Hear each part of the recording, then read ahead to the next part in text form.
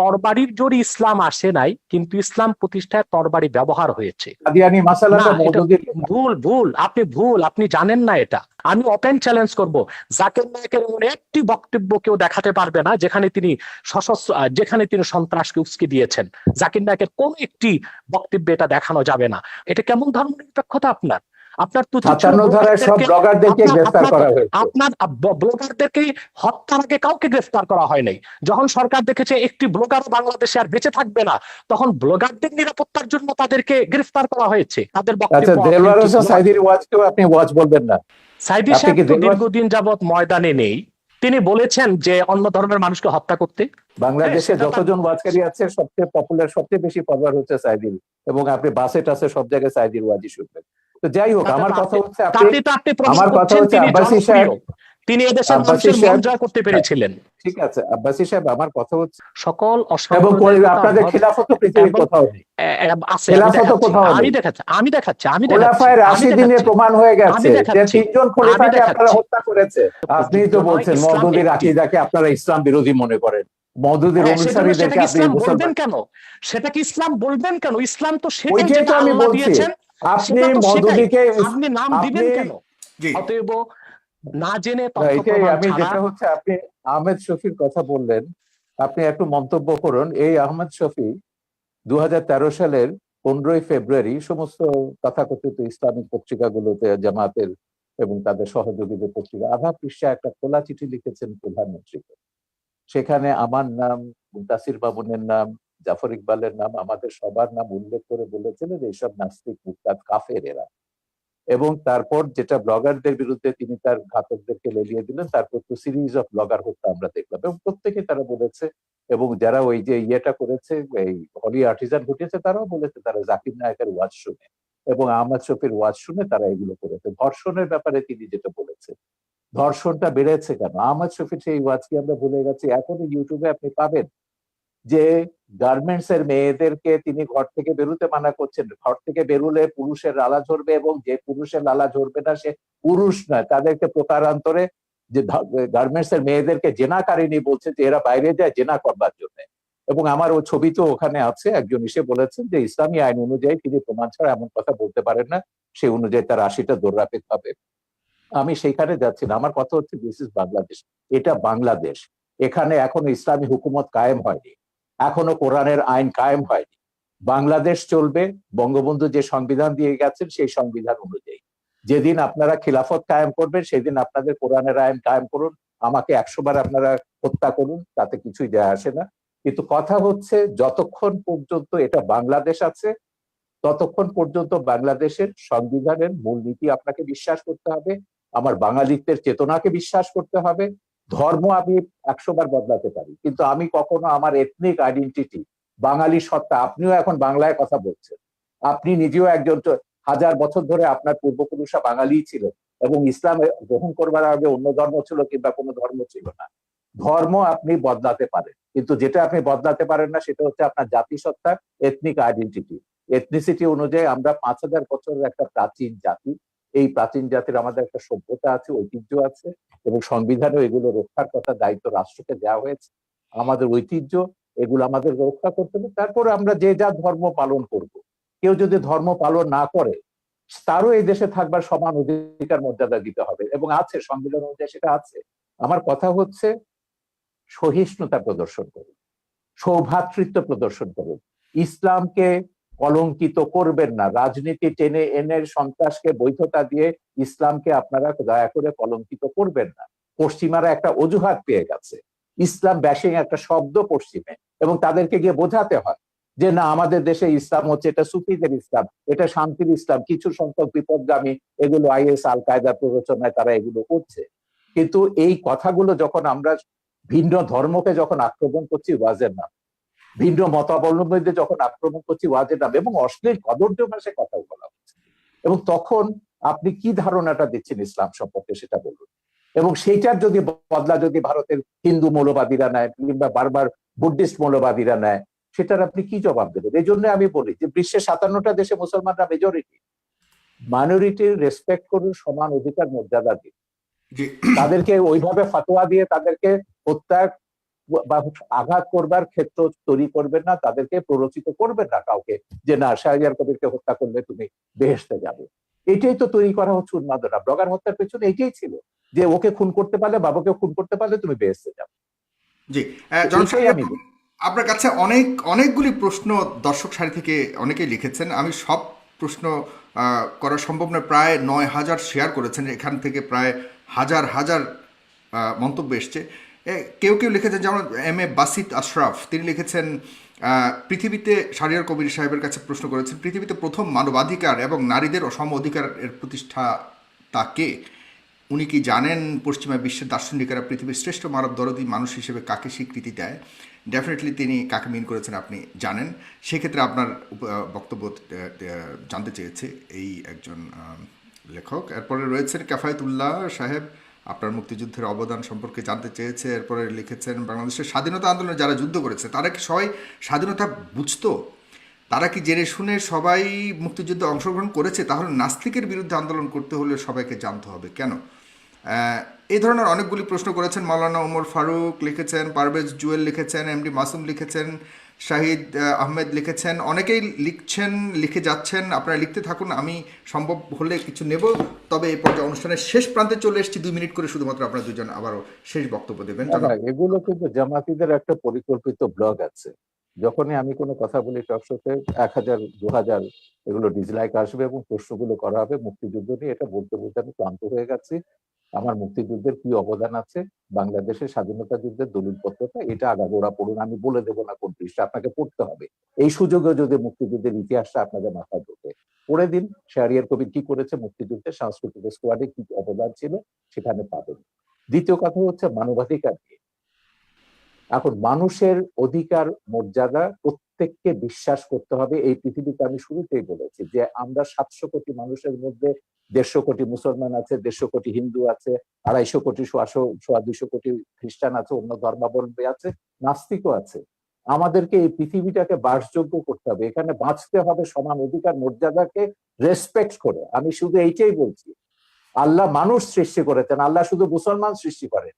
এইটুকু অন্তত শ্রদ্ধাবোধটা স্রষ্টার উপর আপনার কোনো ডিরেক্ট কোনো প্রশ্ন রয়েছে কিনা একদম সম্পূর্ণভাবে, যেটা আপনি জানেন যে ডক্টর? না, আমার কোনো প্রশ্ন নেই। আমি তো পরিষ্কার আছি, আমার অবস্থান সম্পর্কে আমি তো পরিষ্কার আছি। যারা বিভ্রান্ত তাদেরকে বলবো যে মানুষকে মানুষ হিসেবে মর্যাদা দিতে শিখুন। আল্লাহ বিচার করবেন কিয়ামতের পরে, কে দোজখে যাবে, কে বেহেশতে যাবে, কে কত পাপ করেছে, গুনাহ করেছে দুনিয়াতে। সেটাকে দুনিয়াতে আপনাকে এই যে জাগতিক শাস্তি, যেটা হচ্ছে ব্লাসফেমির যে কনসেপ্ট, এটা ইসলামের কনসেপ্ট না। কোরআনে কোথাও ব্লাসফেমির জাগতিক শাস্তির বিধান নেই। আল্লাহ নিজে শাস্তি দেবেন তাদেরকে, ব্লাসফেমার্সকে। এখন সেইটাকে আপনি ইহুদি খ্রিস্টান আইনের দিকের থেকে এখানে ইমপ্লিমেন্ট করছেন, আল্লাহর অধিকার আপনি নিজের হাতে তুলে নিচ্ছেন। আমার কথা হচ্ছে বাংলাদেশে তো অন্য ধর্মের মানুষ আছে, 57টা দেশে মুসলমানরা মেজরিটি। এখন আমি যদি এখানে মেজরিটি রুল চাপাই, অন্যান্য দেশগুলোতে যখন তারা তাদের মেজরিটি রুল চাপাবে, সেই সব দেশের মুসলমানদের নির্যাতনের দায়িত্ব, ভারত বলুন, শ্রীলঙ্কা বলুন, কিংবা মায়ানমারের মুসলমানদের নির্যাতনের দায়িত্ব কিন্তু আমাদের মোল্লাদেরকে নিতে হবে।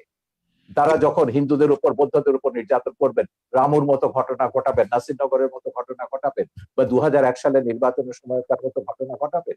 তো সেইটাই আমরা বলছি, আমাদের এখানে সব ধর্মের মানুষ সমান অধিকার মর্যাদা নিয়ে বাস করবে। সব ধর্মের মানুষ মুক্তিযুদ্ধে অংশ নিয়েছে। মুক্তিযুদ্ধে আমাদের কি স্লোগান ছিল, মুজিবনগর সরকারের পোস্টার দেখুন, বক্তৃতা দেখুন, নীতি নির্ধারকরা কি বলেছেন, পরিষ্কার হয়ে গেছে। যুদ্ধের ভেতর দিয়ে আমাদেরকে আপনার কাছ থেকে জাস্ট 1 সেকেন্ড, 5 সেকেন্ড ভাস্কর্য নিয়ে আপনার বক্তব্য শুনতে চাই, যেটা অতি সম্প্রতি অনেক আলোচিত হয়েছে। যখন আমি মিশরে, তখন আমি মিশরে ছিল, মুসলিম ব্রাদারহুড যখন এটা নিয়ে একটা বিতর্ক, সালাফিরা বিতর্ক তুলেছিল, স্ফিংস থাকতে পারবে না। স্ফিংস এটা পৌত্তলিকতা এবং ভাস্কর্যতা। সেখানে একটা সুভেনির বিক্রি করতে, একজন সুভেনির বিক্রি এবং বেশ লম্বা দাড়িওয়ালা, চোখা পড়া, এই সাথে হুজুর টাইপের। আমি সুভেনি কিনতে বললাম, আমি তুমি ওহাবিরা সালাফিরা ওহাবি না, সালাফিরা সেখানে বলছে যে কি এটা তো হারাম ইসে। বলে দেখো, এটা হচ্ছে আমাদের সংস্কৃতি। ধর্ম আর সংস্কৃতি এক জিনিস না। সংস্কৃতিটা হচ্ছে খ্রিস্টান মুসলমান নির্বিশেষে, এটা সবগুলো আমাদের সংস্কৃতির অন্তর্গত। সালাফিরা দাবি করেছিল, মুসলিম ব্রাদারহুড তখন ক্ষমতায় ছিল, তারা সেটা ভাঙেনি। তিনি যে বলছেন যেসব দেশ খেলাফতের দিকে যাচ্ছে, বিশেষ করে তুরস্কের কথা তিনি উল্লেখ করলেন। হ্যাঁ, তুরস্ক খেলাফতের কথা বলছে, একটা ভাস্কর্য ভেঙেছে, উল্টো তারা রাখে এখন বঙ্গবন্ধুর ভাস্কর্য বসাবে আঙ্কারাতে। এই হচ্ছে ইসলাম, যেটা এরদোয়ান তুরস্কে করছে। তুরস্কে আমি হযরত জালালউদ্দিন রুমির বিশাল ভাস্কর্য দেখেছি, অন্যান্য ইসলামিক সুফিদের ভাস্কর্য দেখেছি, ইরানে আমি সুফিদের ভাস্কর্য দেখেছি। তো ভাস্কর্যের সঙ্গে ইসলামের বিরোধ আছে, যেটা বলেন এটা সম্পূর্ণ রাজনৈতিক পক্ষপাতী। ভাস্কর্য সভ্যতার অংশ, ইতিহাসের অংশ, ইতিহাসের মহানায়ক সেটা ইসলামিক স্কলার আছেন, অন্যান্য আছেন, স্কলাররা আছেন। মিশরে যান, ইসলামিক স্কলার কেন, বুদ্ধিজীবীদের দেখবেন, সঙ্গীতকারদের দেখবেন। উম্মে কুলসুম বিশাল আরব বিশ্বের সবচেয়ে পপুলার গায়িকা, তার বিশাল ভাস্কর্য ভাস্কর্য আছে। ভাগাভাগি চলছে, এটা কি আপনি মনে করেন যে রাজনৈতিক কোনো ঘৃণিত এটা পুরো রাজনীতি, এর সঙ্গে ইসলামের কোনো সম্পর্ক নেই, একদম রাজনীতি। মোল্লা ইসলামিক? ওমর যেটা আফগানিস্তানে করেছে সেই কাজটাই তারা এখানে রিপিট করছে। মোল্লা ওমর এখানে কারা বলতে কারা ইসলামের কারা কারা করছে বর্তমানে বাংলাদেশে যে আপনি ভাস্কর্য ভাঙার পেছনে কাদেরকে দায়ী তারা করবেন? তো সবগুলো, যারা তো ঘোষণা দিয়ে করছে, খেলাফত, হেফাজত, যারা ইসলামী শাসনতান্ত্রিক আন্দোলন বা তাদেরকে যারা সাপোর্ট করে, যাদের পেছনে জামাত বিএনপি তো রয়েছে, যাদের পেছনে রাজশাহীতে আমরা আইএসআই রয়েছে। দেখেছি আওয়ামী লীগের নেতাদেরকে গ্রেফতার করা হয়েছে। আরে ওটা বাঘা যতীনেরটা তো কাগজে বেরিয়েছে, এটা স্কুল কমিটি নিয়ে তাদের মধ্যে দ্বন্দ্ব, এটার সঙ্গে ভাস্কর্য ভাঙার কোনো সম্পর্ক নেই। ওকে, ভাস্কর্য নিয়ে 2013 সাল থেকে বঙ্গবন্ধু এখানে উপলক্ষ, বঙ্গবন্ধুর গায়ে হাত দিয়েছে বলে আওয়ামী লীগের টনক নড়েছে। কেন হেফাজতের 13 দফায় ভাস্কর্য ভাঙার কথা নেই? জামাত ইসলামী আগে ভাস্কর্য ভাঙার কথা বলেনি? হেফাজতের 13 দফায় যা আছে, কাদিয়ানীদের কাফের ঘোষণা থেকে শুরু করে ব্লাসফেমি এন্ড পানিশমেন্ট করা, সবগুলোই হচ্ছে জামাতের দফা। এখন এগুলোকে তিনি যতই পার্থক্য করুন না কেন, জামাতের সঙ্গে আমাদের পার্থক্য আছে, তিনি কিন্তু কাদিয়ানীদের কাফের ব্যাপারে জামাতের সঙ্গে একমত, ব্লাসফেমি আইন চালুর ব্যাপারে তিনি জামাতের সঙ্গে একমত, ভাস্কর্য ভাঙার ব্যাপারও আশা করি তিনি নিশ্চয়ই একমত হবেন ওদের সঙ্গে। তো এইটাই হচ্ছে মিলের জায়গাটা। আমি বলছি যে রাজনীতিতে যখনই আনবেন ইসলামকে বা কোনো ধর্মকে, তখনই ওই বার্মার মতন ঘটনা ঘটবে, ভারতের মতন ঘটনা ঘটবে, বাংলাদেশের মতন ঘটনা ঘটবে, পাকিস্তানের মতন ঘটনা ঘটবে। এতে করে কি বিশ্বে শান্তি আসবে, বা কোনো দেশে আমরা কি শান্তিতে বাস করতে পারবো? আমার কথা হচ্ছে আমরা সবাই শান্তিতে বাস করতে চাই। এই প্রশ্নটা আমাদের সবারও জনাব ডক্টর এনায়েতুল্লাহ আব্বাসী, আপনি শেষ কথা বলবেন আজকের অনুষ্ঠানের, এবং আপনার কাছে প্রশ্ন অনেকেই করেছে, কিন্তু আমি অনেকের প্রশ্ন নিতে পারছি না, শেষ প্রান্তে চলে এসেছি। মাননীয় আইজিপি মহোদয় বলেছেন যে বাংলাদেশ মৌলবাদী দেশ নয়। আপনারা কার ইশারায় কোন এজেন্ডা বাস্তবায়নের জন্য দেশটাকে মৌলবাদী চরিত্রের তকমা আটানোর চেষ্টা করছেন? আমরা তো আরব সহ বিভিন্ন রাষ্ট্র দেখি না জঙ্গি মিছিল করতে, জঙ্গি মিছিলের কথা বলেছে, কিন্তু আপনারা আমাদের কথায় কথায় আমাদের দেশে জঙ্গি মিছিল করেন। তাহলে দেশটিকে জঙ্গিবাদের দিকে ঠেলে দিচ্ছেন কিনা, কারো উদ্দেশ্য হাসিল করতে চাচ্ছেন কিনা? এবং ফ্রান্সের কথা বলেছেন তিনি, পাশাপাশি তিনি বলেছেন যে এদেশে ইসলাম প্রচার করেছিলেন সুফি সাধকরা, তারা কিন্তু কখনোই তরবারি প্রয়োগের মাধ্যমে ইসলাম প্রচার করেনি। আপনারা কেন এখন এমন উস্ফলন দেখাচ্ছেন? এটা কেন, বা এ ব্যাপারে উনি প্রশ্ন করেছেন আপনাদের আলেম সমাজের কাছে। ধন্যবাদ সাগর। প্রথমে শাহরের কবির সাহেবকে বলবো যে তিনি জামাত ফোবিয়াতে ভুগতেছেন, সব জায়গায় জামাতের গন্ধ পান তিনি, এটা ঠিক নয়। আমি আবারও বলছি, এদেশের মূলধারার আলেম ওলামার সাথে জামাতের কোনো সম্পর্ক নেই, যদিও বা একটি বিরাট জনগোষ্ঠী জামাতের অনুসরণ করছে।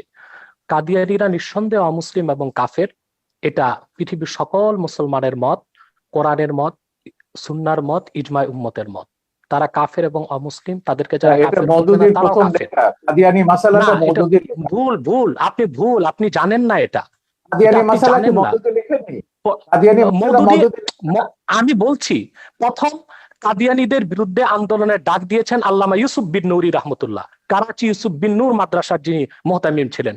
আন্দোলনে পুরোধা নেতৃত্ব দিয়েছেন আমার ওস্তাদ মোহতারাম আল্লামা তাকি উসমানী এবং মুফতি শফি রহমতুল্লাহ।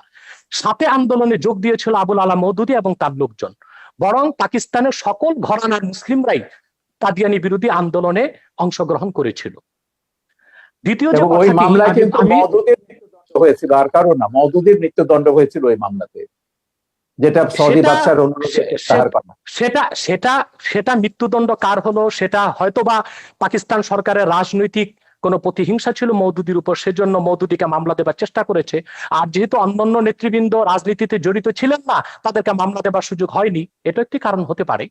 দ্বিতীয় যে বিষয়টি বললেন, ব্লগারদের বিষয়, ব্লগারদেরকে কারা হত্যা করেছে তাদেরকে আপনারা দায়ী করলেন, কিন্তু ব্লগারদেরকে বাক স্বাধীনতার দোহাই দিয়ে মুক্ত চিন্তা লালন করার দোহাই দিয়ে ইসলাম এবং ইসলামের মূলনীতির বিরুদ্ধে অকথ্য ভাষায় গালিগালাজ বিষোদগার তারা যে করলো, তখন রাষ্ট্রীয়ভাবে তাদেরকে কেন বাধা দেওয়া হয়নি?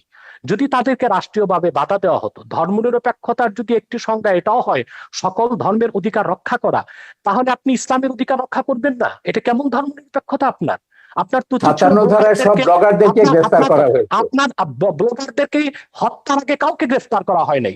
যখন সরকার দেখেছে একটি ব্লগার বাংলাদেশে আর বেঁচে থাকবে না, তখন ব্লগারদের নিরাপত্তার জন্য তাদেরকে গ্রেফতার করা হয়েছে। কিন্তু যদি ব্লাসফেমি আইন বাংলাদেশে থাকতোই, তাহলে তো ব্লগারদের এই সুযোগ হতো না, তাহলে কারো তো হাতে অস্ত্র নেবার প্রয়োজন হতো না। তৃতীয় যে বিষয়টি আপনি বলেছেন, সুফিবাদের মাধ্যমে ইসলাম এসেছে এবং আইজিপির যে প্রশ্ন এসেছে, আইজিপি মহোদয় এর কথা থেকে তো স্পষ্ট বোঝা যাচ্ছে তিনি ইসলামের প্রতি অত্যন্ত শ্রদ্ধাশীল, হয়তো বা মিস আন্ডারস্ট্যান্ডিং আছে তার। সেটা হচ্ছে তরবারির জোরে ইসলাম আসে নাই, কিন্তু ইসলাম প্রতিষ্ঠায় তরবারি ব্যবহার হয়েছে। তরবারির জোরে ইসলাম প্রতিষ্ঠিত হওয়া এক জিনিস, আর ইসলাম প্রতিষ্ঠায় তরবারি ব্যবহার আরেক জিনিস। ইসলাম যে জিহাদ দিয়েছে তা অনেকটাই ডিফেন্সিভ, অফেন্সিভ নয়। যখন ইসলাম প্রতিষ্ঠার ক্ষেত্রে অমুসলিম শক্তি অন্যায়ভাবে হামলা করেছে, আক্রমণ করেছে, তখনই তরবারির ব্যবহার করতে হয়েছে। এমনকি এই ক্ষেত্রে আমি উদাহরণ দিব মঈনুদ্দিন চিশতি রহমতুল্লাহ। তিনি যখন আজমিরে আসলেন, ইসলামের শাশ্বত বিধান, ইসলামের উদারতার মাধ্যমে ইসলামের দাওয়াত দিলেন, বারবার তাকে আঘাত করেছে সে পৃথ্বীরাজ। তখন ইসলামকে সুসংহত করতে যে মোহাম্মদ ঘড়িকে তিনি আহ্বান করেছেন। তরবারির জোরে তিনি ইসলাম প্রতিষ্ঠিত করেননি, তবে ইসলাম প্রতিষ্ঠার ক্ষেত্রে তরবারির ব্যবহার হয়েছে, সেটা একটা ভিন্ন জিনিস। চতুর্থ যে বিষয়টি তিনি বলেছেন, সন্ত্রাস। সন্ত্রাস তো আমাদের দেশে অনেক রকম সন্ত্রাস হচ্ছে। যারা কলমের মাধ্যমে দুর্নীতি করে হাজার হাজার কোটি টাকা বিদেশ পাচার করছে, তারাও তো সন্ত্রাসী, কলম সন্ত্রাসী তারা। যারা বাংলাদেশে বন জঙ্গল উজাড় করে গাছপালা সবকিছু বিক্রি করে খেয়ে ফেলছে, তারা পরিবেশ সন্ত্রাসী। অনেক রকম সন্ত্রাসী আমাদের বাংলাদেশে আছে। কিন্তু আমাদের দেশে যে অস্ত্র সন্ত্রাসীর কথা বলছেন, এটা জুজুর ভয়। আসলে বাংলাদেশে কোনো সশস্ত্র জিহাদি সংগঠনের অস্তিত্বই নেই।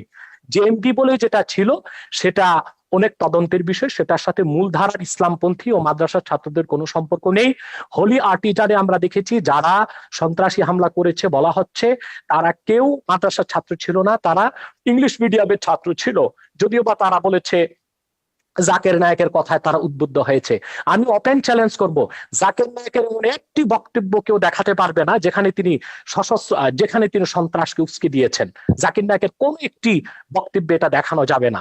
মূলত এটা ছিল একটি প্রি প্ল্যান প্রোগ্রাম। জাকির নায়েকের বক্তব্য বন্ধ করা, ভারত থেকে তাকে বিতাড়িত করার জন্য এটা একটি সাজানো নাটক ছিল, এবং তাতেও আমাদের বাংলাদেশের কোনো মাদ্রাসার ছাত্র শিক্ষক জড়িত ছিল না, ইংলিশ মিডিয়ামের ছাত্ররা জড়িত ছিল।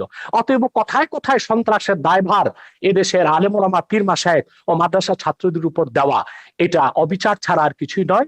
এটা প্রত্যক্ষ বা পরোক্ষ যেভাবেই হোক ইসলাম বিদ্বেষ ছাড়া আর কিছু নয়। শিক্ষা ব্যবস্থায় আজকে ধর্মনিরপেক্ষতার প্রভাব বাড়ানো হয়েছে। সেখানে বাংলাদেশের শিক্ষা ব্যবস্থায় যে ধর্মনিরপেক্ষতার প্রভাব আসতেছে, সেটাকে আমরা দেখতেছি ধর্মহীনতা। ইসলামের মূল আকীদা বিরোধী অনেক শিক্ষা আমাদের শিক্ষা ব্যবস্থায় ঢুকানো হয়েছে। যেমন নবম থেকে মাস্টার্স পর্যন্ত প্রাণীবিজ্ঞান, জুলজিতে দ্য থিওরি অফ এভোলিউশন, ডারউইনের বিবর্তনবাদকে ঢুকানো হয়েছে বাংলাদেশে। অথচ সারা দুনিয়ার বিজ্ঞানীগণ একমত হয়েছে, the theory of evolution is not a scientific fact, it is nothing but hypothesis of Darwin. বিবর্তনবাদ এটা বৈজ্ঞানিক কোনো প্রমাণিত বিষয় নয়, এটা হচ্ছে ডারউইনের একটি মন গড়া মতবাদ। অথচ তা আমাদের শিক্ষা ব্যবস্থায় ঢুকানো হয়েছে। যারাই বিবর্তনবাদ করবে, পরকালে তারা অবিশ্বাসী হবে, ইসলাম থেকে তারা দূরে সরে যাবে। অত্যন্ত কৌশলে ধর্মনিরপেক্ষতা যে সংজ্ঞাতেই আমাদের দেশে বলা হোক, বঙ্গবন্ধু যে সংজ্ঞায় ধর্মনিরপেক্ষতার কথা বলেছিলেন, আজ ধর্মনিরপেক্ষতার ধ্বজাধারীরা বঙ্গবন্ধু সেই আদর্শে নেই, তারা ধর্মনিরপেক্ষতাকে ধর্মহীনতার দিকে নিয়ে যাচ্ছে। অতএব যদি প্রকৃত অর্থেই বঙ্গবন্ধুর ধর্মনিরপেক্ষতাকে সংবিধানে প্রতিষ্ঠিত করা হয়, সেটা ধর্মহীনতা নয়, বরং তার নাম পরিবর্তন করে এমন একটি নাম দেওয়া দরকার যেটার সাথে ধর্মনিরপেক্ষতার কোনো সম্পর্ক প্রমাণিত হবে না। ধন্যবাদ। ধর্মনিরপেক্ষতা বঙ্গবন্ধুর দেয়া নাম। সেকুলারিজম বাংলা তর্জমা তিনি ধর্মনিরপেক্ষতায় করেছেন। রাষ্ট্র ধর্মের ব্যাপারে নিরপেক্ষ থাকবে, সব নাগরিক সমান অধিকার মর্যাদা ভোগ করবে, এটাই হচ্ছে বঙ্গবন্ধু ধর্মনিরপেক্ষতার সারকথা। প্রত্যেক নাগরিক তার নিজের ধর্ম পালন করবে, ধর্ম পালনের স্বাধীনতা থাকবে, কিন্তু আপনি আপনার ধর্ম আরেকজনের উপর জোর করে চাপাতে পারবেন না, আরেকজনকে হত্যার প্ররোচনা দিতে পারবেন না। বাংলাদেশে কোন মুসলিম চিন্তাবিদ ইসলাম ধর্মকে অন্যের উপর চাপিয়ে দেবার চেষ্টা করেননি, এর কোনো নজির ওয়াজগুলো আপনারা দেখেন। দেখাতে পারবেন না। না না, ওয়াজ বা আমি প্রত্যেকটা নিজে ওয়াজে ওয়াজ তারা করি, আপনি আপনি ওয়াজ শুনেছেন না আওয়াজ শুনেছেন আমি জানি না। কোরআন সুন্নাহ বিরোধী যেটা হয় সেটা ওয়াজ নয়, সেটা আওয়াজ। বাংলাদেশে অনেক নিম্নমানের বক্তব্য বের হয়ে গিয়েছে যারা গলাবাজির মাধ্যমে ওয়াজ করতেছে, সেটাকে আমরা ওয়াজ বলি না, সেটাকে আমরা আওয়াজ বলি। তাদের আচ্ছা, বক্তব্য দেলোয়ার অথেন্টিক হোসেন নয়। সাইদির ওয়াজকেও আপনি ওয়াজ বলবেন না? সাইদি আপনি সাহেব কি তো দেলোয়ার, দীর্ঘদিন যাবত ময়দানে নেই, তার উনি তো তার ওয়াজ দীর্ঘদিন যাবত কিন্তু ময়দানে নেই। ইউটিউবে আছে, তার বহু ওয়াজ ইউটিউবে আছে, আমার ছবিতেও আছে। বলুন তিনি একজন প্রকৃত ওয়াজকারী কিনা। তিনি বলেছেন যে অন্য ধর্মের মানুষকে হত্যা করতে, তিনি এটা আমি বলেছেন যদি কোন বক্তব্যে? আমি যদি দেখাতে পারি আমি তার এক বক্তব্য আমার শুনেছি, তিনি ছবিতে, আমি আমার আমি ছবিতে নিজে যেটা দেখেছি। আমি আপনাকে জি, বলি, এদের যে ওই যে মুফতি হান্নানের উপর যে ছবিটা বানিয়েছি, যে সাইদির একজন খুব ঘনিষ্ঠ অনুসারী ছিল যখন সে জামাত করতো, সে প্রত্যেকের নাম ধরে বলেছে, শামসুর রহমান থেকে শুরু করে হুমায়ুন আজাদ থেকে শুরু করে তসলিমা। আমি বলে দেখে লেখা পড়েছে, বলে না লেখা পড়েনি, কিন্তু আমাদের হুজুররা বলেছেন এরা ইসলাম বিরোধী, এরা মুরতাদ, এরা কাফের এবং এরা ওয়াজিবুল কাতাল, ওদেরকে যেখানে পাওয়া যাবে সেখানে হত্যা করতে হবে। এটা পড়ছে, এটা জিহাদ ছবিতে আমি দেখেছি। ওয়াজের সাইদির বক্তব্য আছে, হান্নানের বক্তব্য আছে, মুফতি হান্নানের বক্তব্য আছে, আপনি দেখে নিন, ইউটিউবে পাবেন। আমার মনে হয় জালাল হোসেন সাইদি সাহেব এতটা পাতলা কথা বলার লোক নয়, যদিও বা আমি তার অনেক বক্তব্য শুনিনি। তবে আমি তার একটি বক্তব্যে দেখেছি, তিনি যখন বা ধর্ম মন্ত্রণালয়ের স্থায়ী কমিটির সদস্য ছিলেন, তিনি হিন্দুদের পূজা মণ্ডপে গিয়েছেন এবং তাদেরকে নিরাপত্তার ব্যবস্থা করেছেন, সেটাও তো প্রমাণ রয়েছে। তা আপনি এবং কিভাবে 71 বলবেন যে সালে তিনি হিন্দুদের কি করেছেন সেটা ট্রাইব্যুনালে প্রমাণ হয়েছে। 71 সালে তিনি হিন্দুদের উপর কি করে জোর করে কাকে মুসলমান বানিয়েছেন, কাকে পাকিস্তানিদের ধরিয়ে দিয়েছেন, ও সাক্ষীরা তো ট্রাইব্যুনালে এগুলো প্রমাণ করেছে। সেটা তো ট্রাইব্যুনালের বিষয়, কিন্তু দেলোয়ার হোসেন সাইদি সাহেব মানি ওয়াজ নয়, আর দেলোয়ার হোসেন সাইদি সাহেব মানি এদেশের আলেম ওলামা নয়। সেটা একটি বিচ্ছিন্ন বিষয়কে টেনে সকল আলেম ওলামা পীর মাশায়েখ এবং ওয়াজ নসিহতের আমি উপর জানি যে সাইদির এইভাবে চেয়ে দায় চাপিয়ে পপুলার দেওয়া উচিত ওয়াজকারী হবে না। আর কেউ নেই বাংলাদেশে। বাংলাদেশে সেটা তার যতজন ওয়াজকারী আছে সবচেয়ে পপুলার, সবচেয়ে বেশি ফলোয়ার হচ্ছে সাইদির, এবং আপনি বাসে টাসে সব জায়গায় সাইদির ওয়াজই শুনবেন। তো যাই হোক, তাতে আমার তো কথা আপনি হচ্ছে তাতে তো আপনি প্রমাণ আমার কথা করছেন হচ্ছে তিনি আব্বাসী জনপ্রিয়, সাহেব, তিনি এদেশের আব্বাসী মানুষের মন সাহেব, জয় করতে পেরেছিলেন।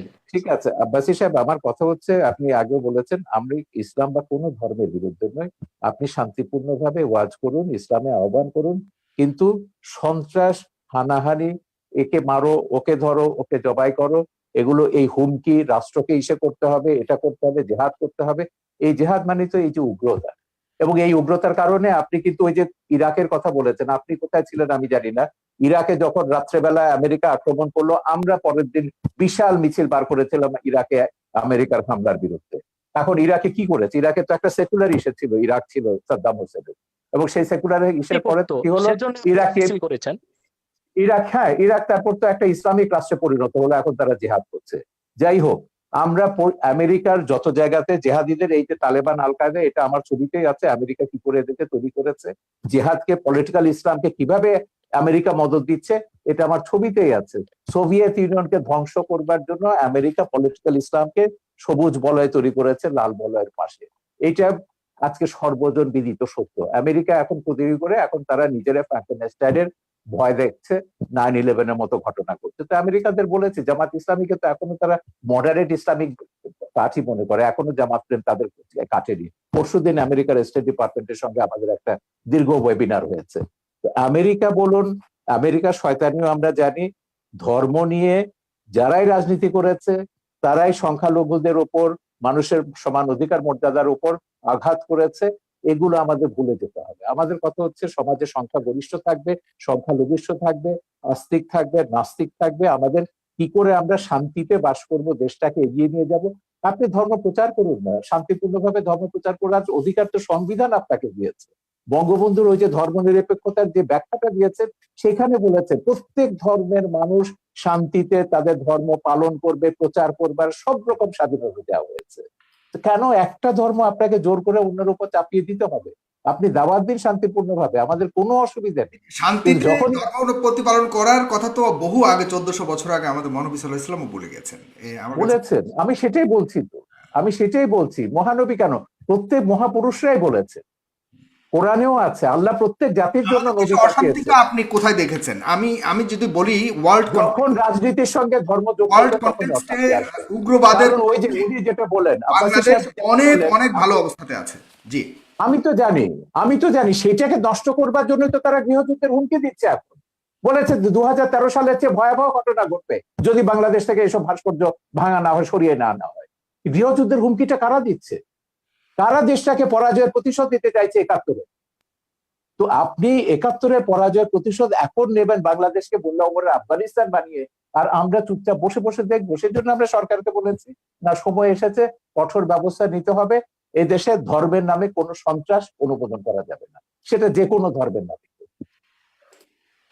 জি, জনাব আব্বাস সাহেব।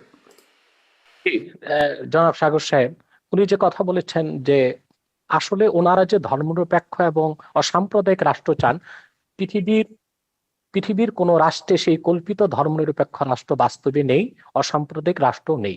সকল এবং অসাম্প্রদায়িকতা আপনাদের খিলাফত পৃথিবীর এবং কোথাও নেই, আছে। খেলাফত কোথাও আমি নেই। দেখাচ্ছি আমি দেখাচ্ছি আমি দেখাচ্ছি খোলাফায়ে আমি রাশিদিনে দেখাচ্ছি প্রমাণ হয়ে আমি গেছে যে দেখাচ্ছি 3 জন আমি খলিফাকে আপনারা দেখাচ্ছি হত্যা করেছে। শেষ করি। 3 জন আমি খলিফাকে আপনার কথা বলার সময় কথা মুসলমানরা বলি নাই, হত্যা করেছে। সেটাই বলছি। আমি সেটা বলছি সেই কল্পিত ধর্মনিরপেক্ষ রাষ্ট্র, কল্পিত অসাম্প্রদায়িক রাষ্ট্র পৃথিবীর কোথাও নেই। যদি ধর্মনিরপেক্ষতা অর্থ এটাই হয় সকল ধর্মের অধিকার রক্ষা, তো বাংলাদেশে ব্লগাররা যখন তখন ইসলাম বিরোধিতা করে, সেটা ইসলামের অধিকারকে ক্ষুণ্ণ করা হয়, তখন ধর্মনিরপেক্ষতা কোথায় থাকে? ব্লগাররা বাক স্বাধীনতার নামে আল্লাহ রসুল মোহাম্মদ সাল্লাহ আলাইহি সাল্লামের আরশচুম্বী মর্যাদার বিরুদ্ধে বক্তব্য দেয়, তখন ধর্মনিরপেক্ষতার কনসেপ্ট কোথায় থাকে? অতএব ধর্মনিরপেক্ষতা যারা বাংলাদেশে করতে চায় তাদের উদ্দেশ্য হচ্ছে ইসলামকে ঠেকানো, এছাড়া আর কিছুই নয়। দ্বিতীয়, তিনি খেলাফত রাষ্ট্রের কথা বলেছেন। খেলাফত হচ্ছে কি? খেলাফত হচ্ছে তানফিজু আহকামিল্লাহি আজ্জা ওয়া জাল্লা, ভূপৃষ্ঠে আল্লাহর বিধানকে প্রতিষ্ঠিত করা। আমি বলবো, যদিও আরবে রাজতন্ত্র প্রচলিত আছে, কিন্তু তার সম্পূর্ণ খেলাফত ভিত্তিক চলছে দেশ। সেখানে বেনামাজিকে 25 বেত্রাঘাত করা হচ্ছে, সেখানে যারা চুরি করছে তাদের হস্তকর্তন হচ্ছে, যারা জেনা করছে তাদেরকে সাঙ্গে সার করছে। এটা খেলাফত। যদিও নামে তা মুলুকিয়াত বা রাজতন্ত্র, যদিও সেটা রাজতন্ত্র, কিন্তু সেখানে খেলাফত আছে এবং খেলাফতের সব সুযোগ সুবিধা আরবের লোকজন গ্রহণ করছে। এবং আমরা দেখতে পাচ্ছি দাম্মামে, জেদ্দাতে প্রচুর মুসলিম খ্রিস্টান আছে, তাদেরকে আলাদা জায়গায় তাদের ধর্মকর্ম পালনেরও ব্যবস্থা দেওয়া হয়েছে। একটি খেলাফত রাষ্ট্রের সমস্ত সুযোগ সুবিধা প্রতিষ্ঠিত আছে, আমরা দেখতে পাচ্ছি আরবে। অতএব দ্বিতীয় আরেকটি বিষয়, খেলাফতের অনেকগুলো ধারা আছে। পীর মুরিদির মাধ্যমে ইসলামের যে দাওয়াত পৃথিবীতে ছড়ানো হচ্ছে, সেটাও খেলাফতের একটা অংশ। এবং খেলাফতের আরেকটা অংশ হচ্ছে দিনের উপর অটল অবিচল থাকা। অধিকাংশ মুসলমান দিনের উপর অটল অবিচল থেকে জীবনযাপন করছে। রাষ্ট্রীয়ভাবে খেলাফত প্রতিষ্ঠা, সেটা মাত্র 100 বছর যাবৎ পৃথিবীতে নেই। 96 বছর আগে অবসান ঘটেছে। অতি দ্রুত মুসলিম রাষ্ট্রগুলো আবার খেলাফত ব্যবস্থায় ফিরে যাবে। আপনি যে তালেবানের কথা বলেছেন, তালেবান সন্ত্রাসী, সে সন্ত্রাসীদের সাথে যুক্তরাষ্ট্র কাতারে চুক্তিবদ্ধ হয়েছে। এখন তো সে আফগানিস্তান আবার খেলাফতের প্রতি ধাবিত হচ্ছে। পৃথিবীর সুপার পাওয়ার আমেরিকা, অন্যান্য খ্রিস্টান রাষ্ট্রগুলো তা তো থামাতে পারলো না। ব্যর্থতা কি পুঁজিবাদের নয়? পৃথিবীব্যাপী সন্ত্রাসকে উস্কে দিচ্ছে পুঁজিবাদ, আর সেটার একমাত্র উদ্দেশ্য হচ্ছে ইসলামের রাজনৈতিক উত্থানকে ঠেকানো ছাড়া আর কিছু নয়। আর আমি অনুরোধ করব বাংলাদেশের বুদ্ধিজীবী সমাজকে, ইসলামকে বিভিন্ন নামে আপনারা অভিহিত করবেন না। রেডিক্যাল ইসলাম, মডারেট ইসলাম, এই নামগুলো ইসলামের ক্ষেত্রে আপনি তো বলছেন মওদুদির আকীদাকে আপনারা ইসলাম বিরোধী মনে করেন, মওদুদির অনুসারীদেরকে আপনি বলবেন কেন? সেটা কি ইসলাম বলবেন কেন? ইসলাম তো সেটাই ওইটাই তো যেটা আমি আল্লাহ বলছি। দিয়েছেন। আপনি মওদুদিকে, আপনি নাম দিবেন কেন? আপনি জামাতকে মুসলমান বলবেন না, আপনি জামাতকে মুসলমান বলবেন না, জামাতও আপনাকে মুসলমান মনে করে না। এই বিরোধের মীমাংসা রাষ্ট্র কেন নেবে? আপনাদের এই বিরোধের মীমাংসায় আমি কেন যাব? না না, আমি এটা বলছি না তাদেরকে মুসলমান মনে করি না, এটা বলা হচ্ছে না, কিন্তু তারা যে ইসলামের ব্যাখ্যা দিবে সেটাই ইসলাম, এটা আমি স্বীকার করব না। না না, এটা হাফেজ হুজুর থেকে শুরু করে, হাফেজ হুজুর থেকে শুরু করে 72টা ওলামায়ে কেরাম তারা বলেছেন মওদুদির অনুসারীদের পেছনে নামাজ পড়া হারাম।